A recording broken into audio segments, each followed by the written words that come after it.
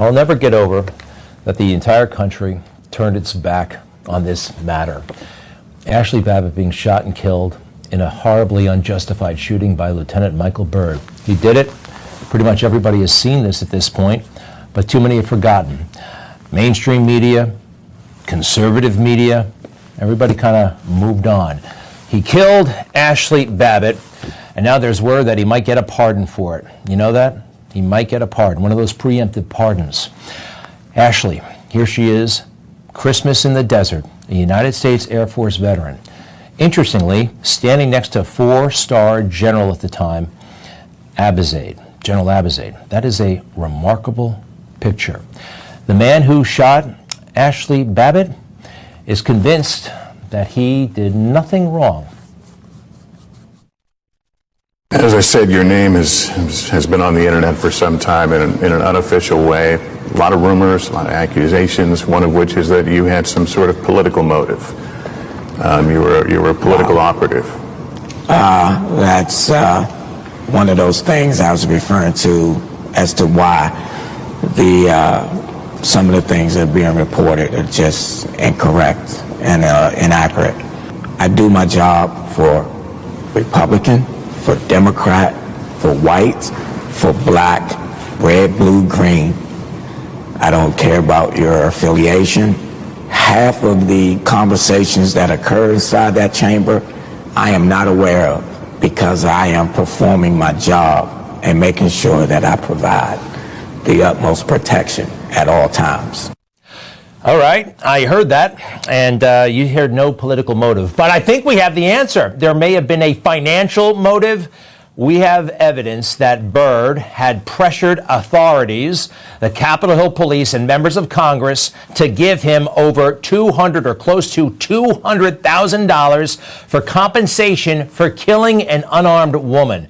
It's all in Loudermilk's committee report. Just the News has also highlighted this, and Byrd refused to work until he was paid these bonuses. He got $36,000 from the police. He got $164,000 when it was authorized. They actually set it up for him, the police, the government. This is wild. Hey, and he wasn't the only one who got a bonus on January 6th. All the cops did, apparently. Why are you letting this happen? Why haven't you called for backup? Where is your backup? This is our damn Capitol building, and y'all are letting it get destroyed on your watch. A lot of cops just stood around. It was a very, very weird day, wasn't it? We don't have all the answers. But the police received $3,000 each, some of these guys. $3,000 each. And don't forget the Congressional Gold Medal. Yeah. I mean, for one of the biggest security failures or whatever the hell happened that day, they were handing out gold medals to the Capitol Hill Police Department. Remember, they let the people inside. Is this not on purpose? This looks on purpose, right? The little cop, okay? And then once it got closer to the Capitol, in you go. Welcome to the United States Capitol. And look who actually got in the United States Capitol. The Duck Dynasty crew, right? Do these guys look like, I don't know, they couldn't have been stopped? There's absolutely no evidence that the Horns guy, Jacob Chansley, broke in or hurt anybody or did anything wrong. And then the cops. Did these guys get $3,000? As Ashli Babbitt is there and she wants to go to the other side, or who knows what she's saying. Did you see her a moment ago? She's yelling at those guys. And what do those guys do?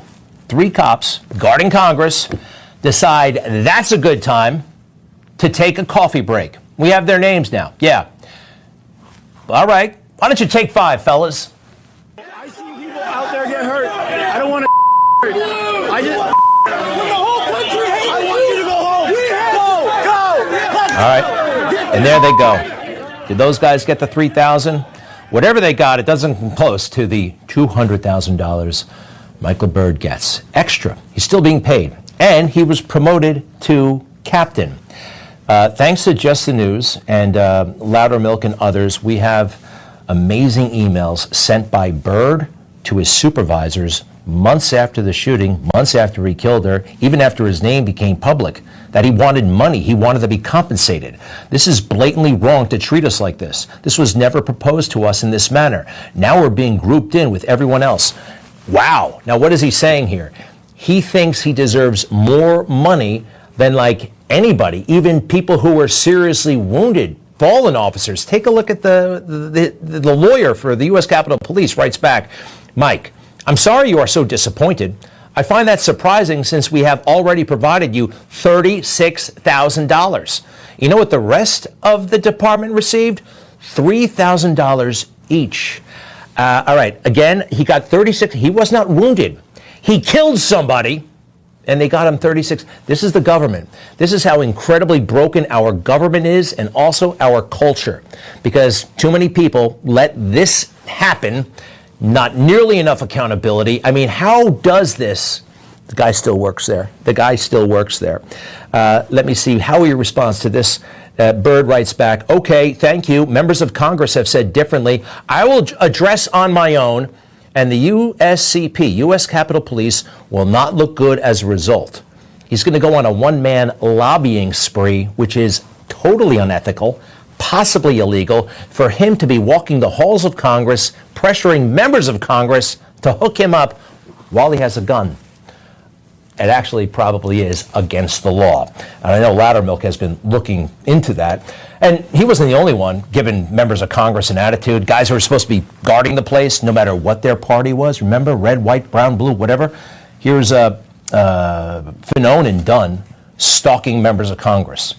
I want to know why you haven't given us our money yet. What's going on? Remember that? And Dunn, big guy on the right, and Byrd, good friends with politically charged messages on their T-shirt. All right, going to come back to Byrd, but first, Fanone. Remember that guy? The indifference shown to my colleagues is disgraceful. I like that. The indifference shown to my colleagues is disgraceful. Now, he's not just being ill-mannered. He's using a bureaucratic deep state trick. Indignation, being indignant. How dare you question us in uniform? How dare you question the way I do my job? I serve the people. It's interesting that elected people can't get away with that for the most part. But he can. And so did another cop, Capitol Hill police officer. He was from the Metro Police. This is Gunnell. Anybody remember him? We got people right now in front of the Justice Department asking to release some of the very same people to be released, even though we are testifying about the trauma and the agony and everything that happened to us. It's pathetic. And they shouldn't be elected official anymore. Wow. If you couldn't make that out, he's saying that members of Congress who are visiting January 6 prisoners in jail are pathetic and shouldn't be members of Congress anymore. This indignation routine is a trick. It gets him out of all kinds of jams. It works on Democrats, the media, Republicans even, conservative media. It's one of their fallbacks for this whole thing where President Trump almost got assassinated on July 13th in Butler, Pennsylvania. Ever since, when the investigators, when members of Congress, when anybody gets a little bit close to the truth, what do you got with Ron Rao this week, the acting director? Get good and mad. How dare you? This whole indignation bit is a real thing. He's pulled it every time he shows up. Doesn't he have questions to answer? I think.